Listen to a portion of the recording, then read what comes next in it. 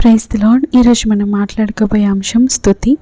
మొదటగా కీర్తనల గ్రంథం 22వ అధ్యాయం 3వ వచనం మనం చూసినట్లయితే, నీవు ఇశ్రాయేలు చేయు స్తోత్రము మీద ఆసీనుడవై ఉన్నావు. స్తోత్రం దేవా సర్వోన్నతుడా, ఈ వాక్య భాగం ద్వారా మీరే మా అందరితో మాట్లాడి బలపరచమని యేసు నామములో ప్రార్థించి పొంది ఉన్నామా పరమ తండ్రి, ఆమేన్. అవును, దేవుడు స్తుతుల మధ్య నివాసము చేయు దేవుడు. ఎక్కడైతే దేవునికి స్తుతి వినబడుతుందో అక్కడ దేవుడు సింహాసనాసనుడై ఉంటాడు. మనము చేసే స్తుతి ఆయనకు సింహాసనము. బైబిల్లోని భక్తులందరూ, విశ్వాసులు, దేవుని యాజకులు, ఇంకా చూసినట్లయితే ప్రవక్తలు, శిష్యులు అందరూ, బైబిల్లోని వారందరూ కూడా దేవుని బహుగా స్తుతించుట ఎరిగిన వారే. మనం పాత నిబంధనలో చూసినట్లయితే 40 సంవత్సరాల కాలము అరణ్యంలో నడిచిన ఇశ్రాయేలులు అప్పుడే యోర్దానుని దాటి కనాన్లో ప్రవేశించారు. వారు మొట్టమొదటగా ఎరికో పట్టణంకు వచ్చారు. అక్కడ ఎరికో అనగా ఈత చెట్ల పట్టణం అని అర్థం. అంటే అది సస్యశ్యామలమైన ప్రాంతం. ఆ కాలంలో ఏమైందంటే ఇశ్రాయేలుల భయము చేత ఎవడును వెలుపలికి పోకుండాను లోపలికి పోకుండాను ఎరికో పట్టణ ద్వారము గట్టిగా మూసివేయబడింది. అది మనం యెహోషువ 6వ అధ్యాయంలో మనం చూస్తూ ఉండవచ్చు. ఈ పాఠ్యభాగం అంతా కూడా ఎరికో చుట్టూ గొప్ప ప్రాకారములు, వాటికి ఇత్తడి తలుపులు, ఇనుప గడియలు ఉన్నాయి. అవన్నీ ఇశ్రాయేలులకు చాలా గొప్ప సవాలుగా కనబడుతుంది. అయితే దేవుని ప్రజలు గొర్రెపోతు వంటి బలముతో, స్థిరమైన విశ్వాసంతో, దేవుని వాగ్దానముతో, యెహోషువ నాయకత్వముతో అక్కడికి ఎలాగైతేనే చేరుకున్నారు. ఇదే 1938వ సంవత్సరంలో ఎరికో ప్రాకారములను త్రవ్వి పరిశీలన చేశాడు ఒక వ్యక్తి. అతడే డాక్టర్ కెప్టెన్ గారు.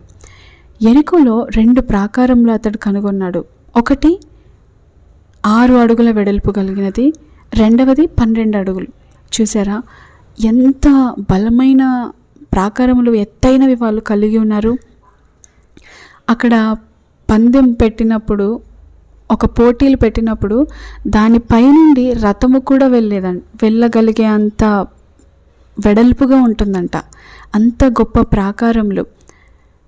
అయితే ఎరికో ప్రాకారములను పడద్రోయటానికి ఇశ్రాయేలులు బాంబులు కానీ, ఏనుగులను కానీ, ఇంకా మనం ఈ రోజులో వాడే కొండలను పగలగొట్టడానికి ఇంకా మనం వాడే లాంటివి ఏమీ వాళ్ళు ఇశ్రాయేల్ వాడలేదు. వాళ్ళు దేవుడు సెలవిచ్చిన మాట ప్రకారము వారు బూరలూది ఆర్భటించి దేవుని స్తుతించారు అని యెహోషువ గ్రంథం 6వ అధ్యాయంలో మనం మొత్తం చూస్తూ ఉంటాం. అప్పుడు ఆ ప్రాకారములు కుప్పకూలాయి అని వాక్యం సెలవిస్తుంది. అవును, దేవునికి మనం ఎప్పుడైతే కృతజ్ఞతాస్తుతులు చెల్లిస్తూ ఉంటామో సాతాను శక్తులు, వాని శక్తి, వాని దుర్గాలు అన్నీ కూడా పడద్రోయబడి దేవునికి మహిమ వస్తుంది.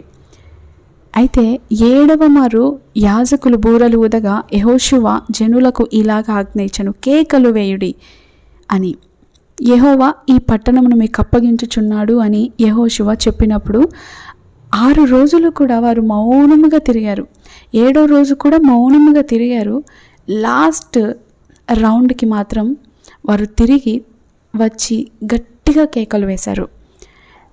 నేడు ఈ రోజున మిమ్మల్ని అడ్డగించు ఎరికో ప్రాకారం అది ఎంత పెద్దదైనా సరే, అది మీకు అడ్డంగా ఉన్నా సరే, దాన్ని చూసి మీరు సంశయించకుండా, భయపడకుండా, ఇది తొలగిపోతుందా, నేను స్తుతిస్తే ఇది జరుగుతుందా, నేను స్తుతిస్తే ఇది పడద్రోయబడుతుందా, నేను స్తుతిస్తే ఇది ఎత్తబడి సముద్రంలో పడుతుందా అని ఇలాంటి అవిశ్వాసపు మాటలు ఏమి చెప్పకుండా మీ స్తుతికేకను దానికి వినబడనివ్వండి.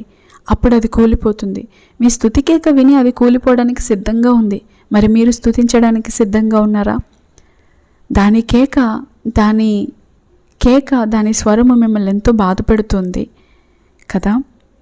మీ స్వరము దానికి వినబడనివ్వండి. మీ స్వరం వినబడకపోవటాన్ని బట్టే ఆ స్వరం మీకు వినబడుతుంది.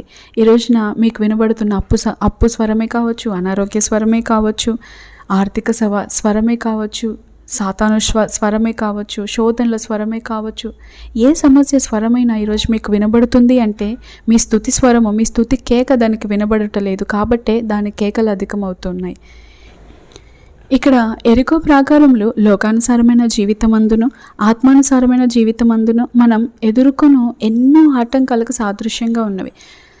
ఫర్ ఎగ్జాంపుల్ చూసినట్లయితే సొంత ఇల్లు కట్టుకోవడానికి ఆటంకాలు, వివాహమునకు వచ్చిన కుమారులు కుమార్తెల వివాహము కుదరకుండా ఆటంకాలు, నిరుద్యోగం అనే ఆటంకాలు, రావాల్సిన ప్రమోషన్ రాకపోవటం వంటి ఆటంకాలు, ఇలాంటివన్నీ ఎదుర్కొన్నప్పుడు ఇంకా అనేక రకాలైన సమస్యలు, గర్భఫలం విషయమే కానీ, అప్పు విషయమే కానీ, ఆర్థిక విషయమే కానీ, ఇలాంటివన్నీ ఎదుర్కొంటున్నప్పుడు ప్రభువును ఒకసారి స్తుతించి చూడండి.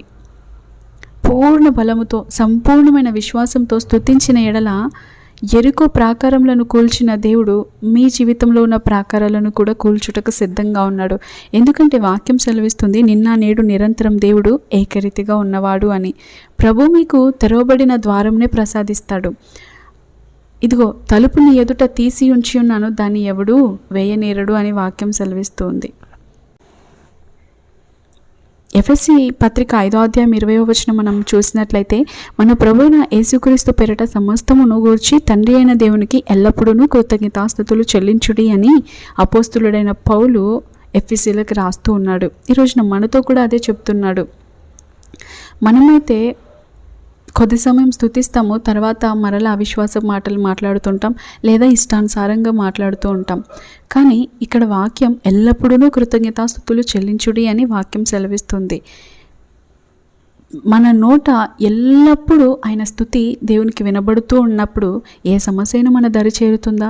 Thank you Jesus, thank you. ఏ పని చేస్తున్నా, కూర్చున్నా, లేచినా, నడుస్తున్నా, ప్రయాణాల్లో ఉన్నా, ఏ పని చేస్తున్నా, వంట చేస్తున్నా, బట్టలు వాష్ చేస్తున్నా, పిల్లల్ని స్కూల్కి తీసుకెళ్తున్నా, ఏ పని చేస్తున్నా కూడా, వాహనాలు నడుపుతూ ఉన్నా, thank you Jesus, thank you Jesus అని చెప్తూ ఉంటే దేవుడు ఎంతగా సంతోషిస్తూ ఉంటాడు.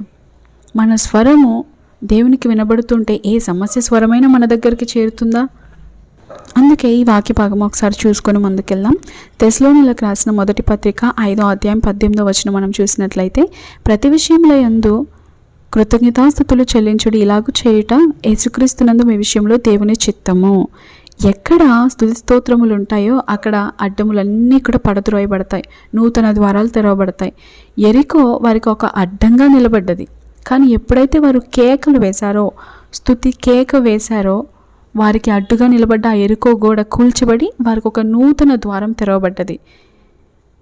అందుకే మీకా 2:13 మనం చూడవచ్చు, ప్రాకారములు పడగొట్టువాడు వారికి ముందుగా పోవును, వారు గుమ్మమును పడగొట్టి దాని ద్వారా దాటిపోవుదురు, వారి రాజు వారికి ముందుగా నడుచును, యెహోవా వారికి నాయకుడుగా ఉండును.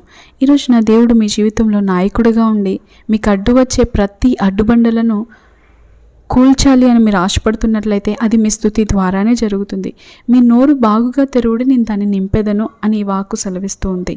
మనం ఏమి స్తుతించకుండా మౌనంగా ఉండి, దేవా నీవు సమస్తం ఎరిగిన వాడు, నాకు ఈ అవసరం ఉంది అని మనం ఏమి మాట్లాడకుండా దేవుడే కార్యం జరిగిస్తాడు. దేవుడి చిత్తం ఎలా ఉంటే అలా జరుగుతుంది అంటే మనం మాట్లాడకుండా దేవుడు ఎలా కార్యం జరిగిస్తాడు? అక్కడ వారు కేకలు వేయకపోతే ఆ గోడలు కూలేవే కాదు. ఈరోజున మీ సమస్య ఇంకా మీ జీవితంలో నిలిచి ఉంది అంటే మీ కేక దానికి వినబడట్లేదని అర్థం. మీ సమస్య ఇంకా మేము లేలుబడి చేస్తూ, కృంగజేస్తూ, కన్నీరుకు కారణమవుతుంది అంటే, మీ అవమానమునకు కారణమవుతుంది అంటే, మీ చింతకు వేదనకు కారణమవుతుంది అంటే మీ స్తుతి కేక దానికి వినబడుట లేదని అర్థం. కాబట్టి ఈ రోజు నుండైనా మీ సమస్య పడద్రోయబడాలి అంటే, మీ సమస్య యెరికో గోడల వలె కూల్చబడాలి అంటే మీ స్తుతి కేక ఈ రోజు నుండి అధికం అవ్వాలి. హల్లెలూయా. ఈ వాక్య భాగం ద్వారా దేవుడు మనల్ని దీవించి బలపరచునుగాక. ఆమేన్.